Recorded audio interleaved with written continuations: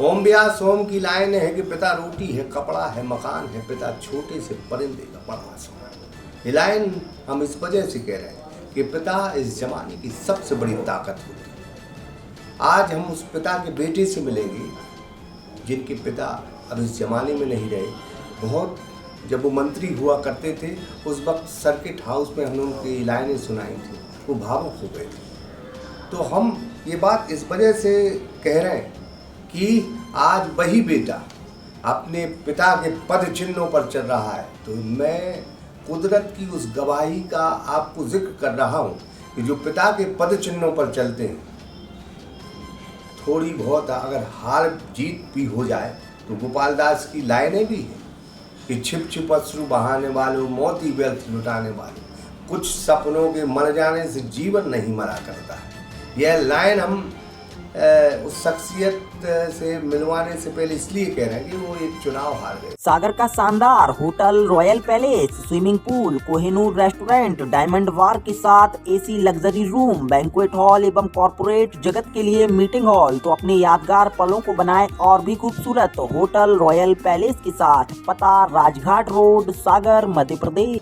लेकिन उनके पिता अजय योद्धा थे और आज वही बेटा अपने पिता के पद चिन्हों पर चल रहा है। हम बात करेंगे पूर्व मंत्री विजेंद्र सिंह राठौर के बेटे नितेंद्र सिंह राठौर से। भाई बहुत बहुत स्वागत है सागर एक्सप्रेस में। बहुत बहुत धन्यवाद, आपने मुझे अपनी बात रखने का अवसर दिया और आपके साथ बैठने का मुझे मौका मिला। मतलब चुनाव तो आते जाते रहते जी, पिता का हमने इसलिए जिक्र किया, बहुत सारी यादें आपके मन में भी हैं और पृथ्वीपुर की जनता के मन में भी। बिल्कुल बिल्कुल। और आपने जो लाइंस अभी बोली, निश्चित रूप से ये एक ऐसी लाइन है जो कोई भी बेटा हो, और बेटा चाहे 20 वर्ष का हो, चाहे 10 वर्ष का हो, चाहे 40 का हो, चाहे 60 का हो, पिता हमेशा पिता ही होता है। और कोई भी बेटा हमेशा ये कोशिश करता है कि वो अपने पिता के पद चिन्हों पे चले, और पिता हमेशा ये चाहता है कि पुत्र पिता से आगे बढ़े। तो आज दुर्भाग्यवश स्वर्गीय पिताजी मेरे साथ नहीं है, लेकिन मुझे मालूम है कि वो जहाँ भी हैं वो वहाँ से यही चाह रहे होंगे कि उनका बेटा सही रास्ते पे चले, ईमानदारी से अपना कार्य करे और पूरी निष्ठा के साथ जहाँ भी है वहाँ पे अपना जीवन व्यतीत करे और उनका नाम और परिवार का नाम रोशन करे, जिसको मैं पूरा प्रयास कर रहा हूँ कि अपने परिवार का नाम, और मेरा परिवार केवल राठौर परिवार नहीं, मेरा परिवार मेरे क्षेत्र के एक बुजुर्ग, माताएं, बहनें, नौजवान और जो भी लोग मेरे पिताजी के साथ थे वो सब मेरे परिवार का हिस्सा है। और निश्चित रूप से उनके सम्मान के लिए और उनकी आवाज़ के लिए, उनकी बात के लिए उनका ये बेटा, उनका भाई पूरा प्रयास करेगा कि कभी भी कोई ऐसा कार्य ना करे कि मेरे परिवार को मेरे ऊपर गर्व ना हो। हमेशा कोशिश यही होगी कि परिवार को मेरे ऊपर गर्व हो। मतलब एक चुनाव लूज कर गए थे, क्या स्थिति बनी रही, सरकार आपके खिलाफ लड़ रही थी। 2023 में सरकार आचार संहिता लगी, उसके बाद आमने सामने की टक्कर।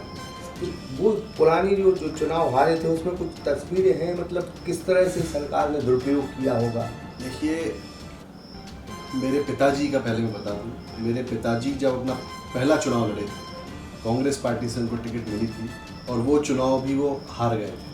और कुछ वैसी ही परिस्थितियाँ उनके सामने भी थी जो इस उपचुनाव में मेरे सामने रही। ये समय है, निश्चित रूप से जो कमियां हमारी रहीं उन कमियों में हम लोगों ने मंथन किया, इसमें सुधार करेंगे।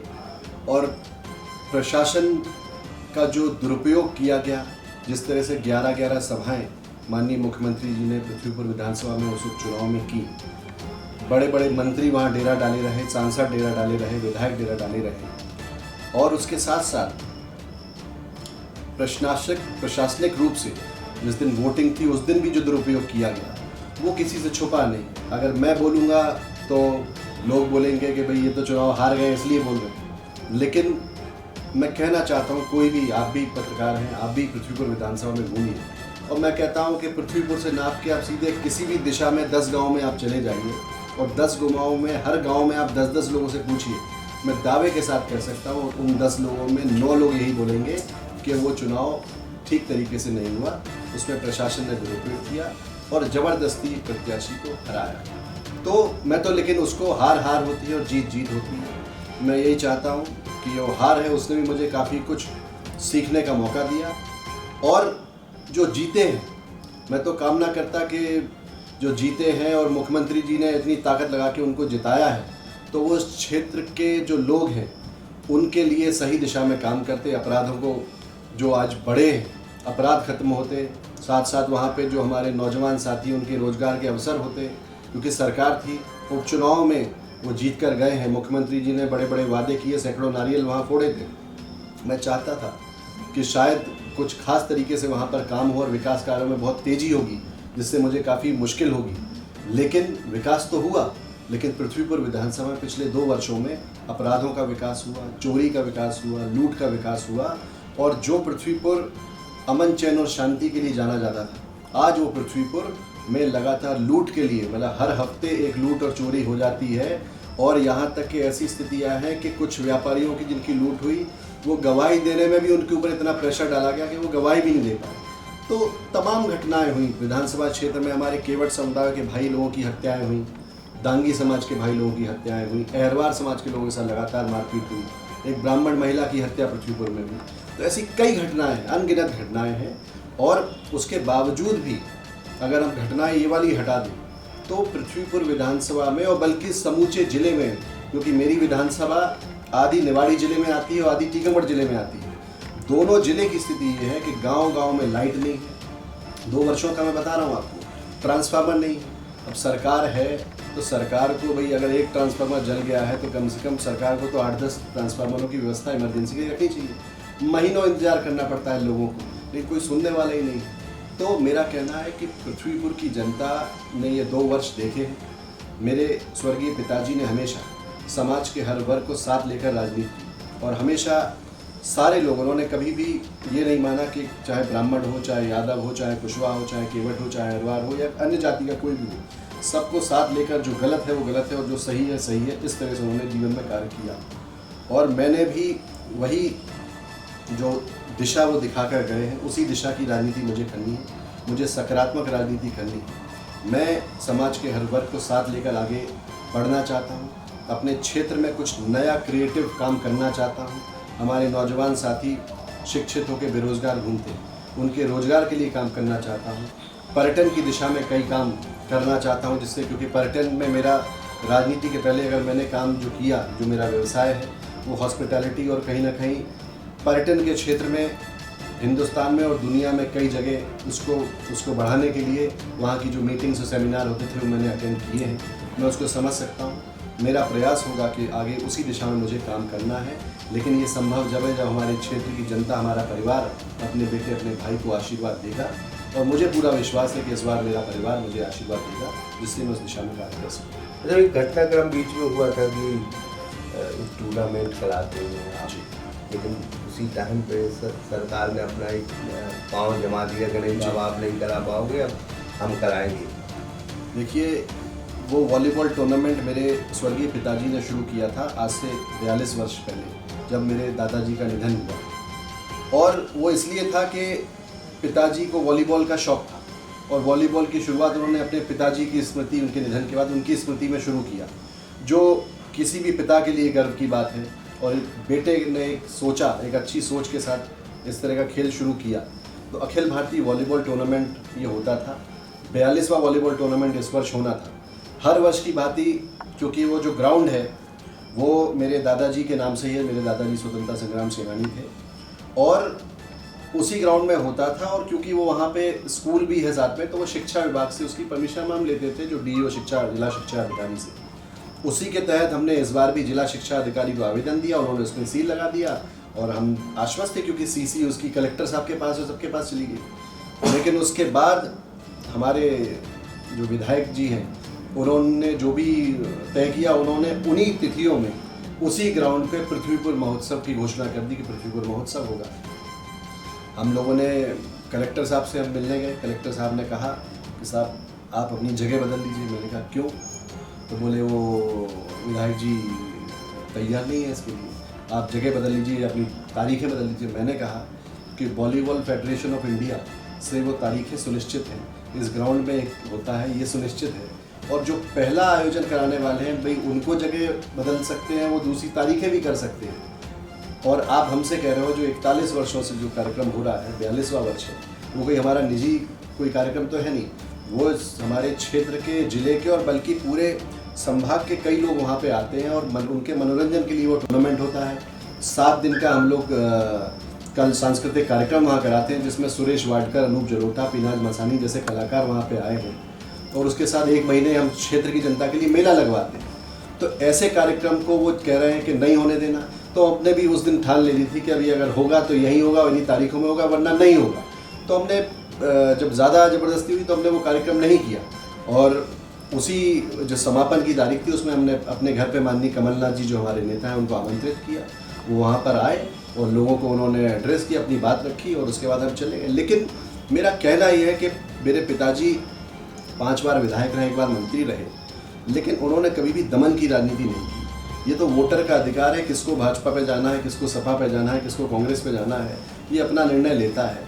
लेकिन व्यक्तिगत तौर पे नुकसान करने की राजनीति मेरे पिताजी ने, किसी ने कभी नहीं की। लेकिन आज जो राजनीति हो रही है, चाहे वो पृथ्वीपुर और मैं तो पूरे मध्य प्रदेश में कई जगह देखा हूँ कि ये राजनीति अच्छी नहीं है, क्योंकि आने वाले समय में इसके दुष्परिणाम होते हैं। आप कल एक का नुकसान करोगे, दूसरा आपका नुकसान करेगा। इस तरीके की दुश्मनी राजनीति में नहीं होनी चाहिए। राजनीति का मतलब ये है कि आप अगर बनते हैं तो अपने क्षेत्र के लोगों के विकास के काम करें, नौजवानों के रोजगार के लिए काम करें, उनके हितों का ध्यान करें और योजनाओं का लाभ उनको दिलाएं, इस दिशा में काम करें। लेकिन ये राजनीति ठीक नहीं कि आज आप विधायक बने तो कांग्रेस का कोई कार्यकर्ता है तो उसका गरीब आदमी का किसी का मकान तोड़ दो, किसी को नोटिस दे दो, किसी की ज़मीन पर कब्जा करा दो। ये बहुत गलत दिशा में राजनीति हो रही है। मैं पूरी तरह से आश्वस्त हूँ और मुझे पूरा विश्वास है कि पृथ्वीपुर की जनता इस बात को समझ रही है और आने वाले समय में इसका जवाब जरूर देगी। मतलब पुरानी कांग्रेस की तस्वीर देखे तो नारा बुलंद हुआ करता था, न जात पर न पात पर, मोहन लगेगी हाथ पर। और ये एक नारा ही नहीं, आजकल जो जातिवाद का जो बीज जिसने भी बोया, बड़ा दुर्भाग्य है ये कि जातियों में बचने लगी, संख्या बल का खेल हो गया। ये सारी चीज़ें कितनी दुखदाई रहती हैं, बहुत दुखदाई है। आपने बड़ी खूबसूरत लाइन थी सुनाई, एक लाइन और भी थी कि मजहब नहीं सिखाता आपस में बैर रखना, हिंदी है वतन है ये गुलसिता हमारा। तो कितनी खूबसूरत लाइन थी। और शुरू में बचपन में हम जब पढ़ते थे तो टीवी पे और रेडियो पे भी सुनते थे कि मेरा भारत महान, हिंदू हम सब एक, हिंदू मुस्लिम सिख ईसाई हम सब एक हैं। आज ये सब बातें ख़त्म हो गई। आज केवल इस तरह की बातों पे ही विश्वास किया जाता है कि बोले वो मुसलमान है तो नफरत फैलाओ। उसके साथ साथ अब तो वो हिंदू मुसलमान तो ठीक है, अब तो उन्होंने कहा कि ठाकुर है तो इनके साथ इनको लड़ा दो, कुशवाहा है तो इनके साथ इनको लड़ा दो और अपना मतलब सीधा कर दो। हम किस दिशा में जा रहे हैं? आज ज़रूरत मुझे लगता है एक सकारात्मक दिशा में राजनीति करने की ज़रूरत है।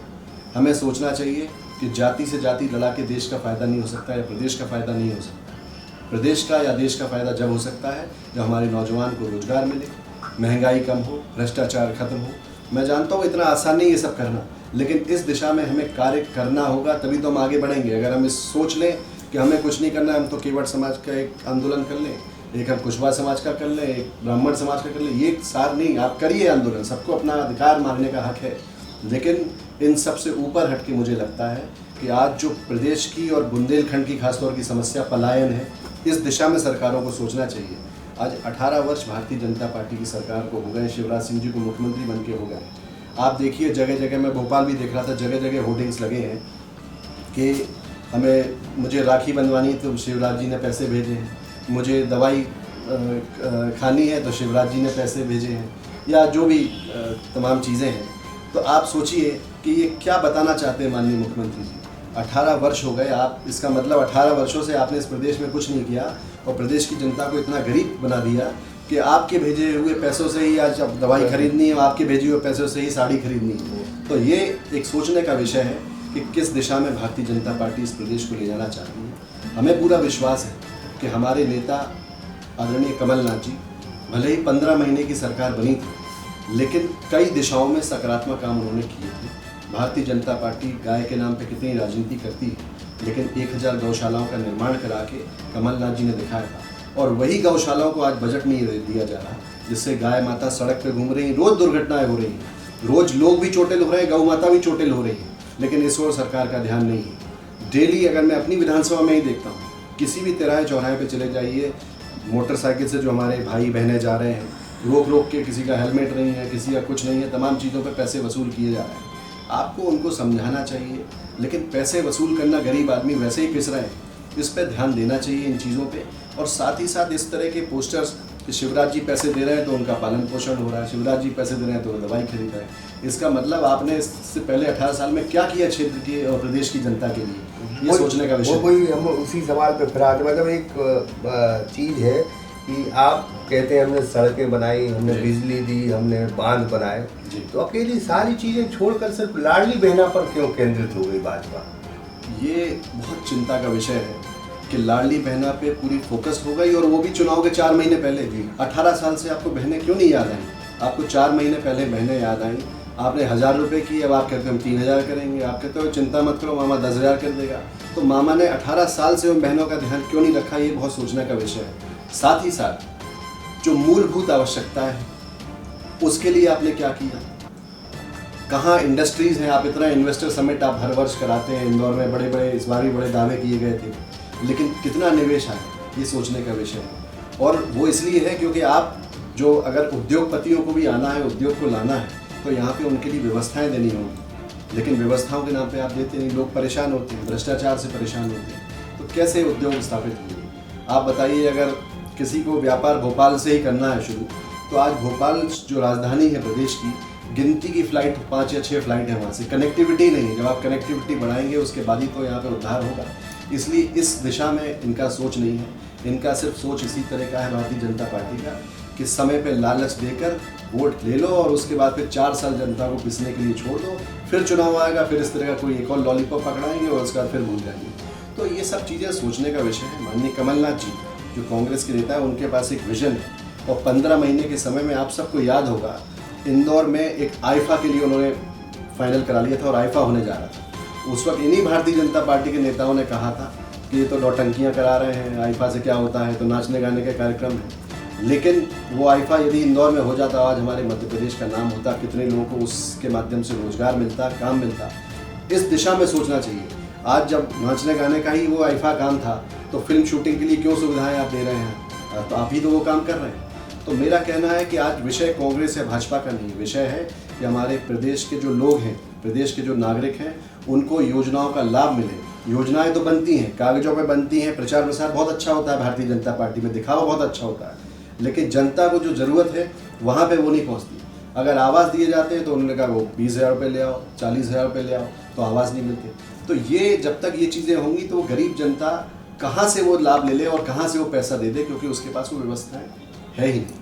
मतलब एक बोलने की आज़ादी खत्म हो रही कि अगर आपने कुछ लिख दिया या किसी भाजपा नेता के खिलाफ बोल दिया तो आपको नोटिस आ जाएगा, मकान गिर जाएगा, बुलडोजर चल जाएगा, मामला दर्ज हो जाएगा। कांग्रेस क्या यह बात श्योर तरीके से, पुख्ता तरीके से कहेगी कि अगर हम सरकार में आएंगे तो हमें ऐसा नहीं होना चाहिए? मुझे पूरा विश्वास है कि कमलनाथ जी जो हमारे नेता हैं, उनकी सोच नकारात्मक नहीं सकारात्मक है। वो इस दिशा में काम करना चाहेंगे कि हमारे प्रदेश का इंफ्रास्ट्रक्चर डेवलप, यहाँ पे कुछ इस तरह की इंडस्ट्रीज़ आएँ जिससे लोगों को फ़ायदा मिले। और मैं अगर अपने क्षेत्र पे सीमित होकर बात करूँ तो मैं भी इस तरह की राजनीति पे विश्वास नहीं करता हूँ। मैं सकारात्मक रूप से कैसे हमारे लोगों को फ़ायदा दिला सकूँ, पर्यटन का विस्तार, अपने क्षेत्र में तमाम संभावनाएं हैं। और मुझे लगता है ओरछा जो राम राजा की नगरी है और बुंदेलखंड का द्वार है, क्योंकि वहाँ से ही शुरुआत बुंदेलखंड का होता है, तो वहाँ से शुरुआत 15 महीने की सरकार में ही नमस्ते ओरछा का कार्यक्रम करके की गई थी।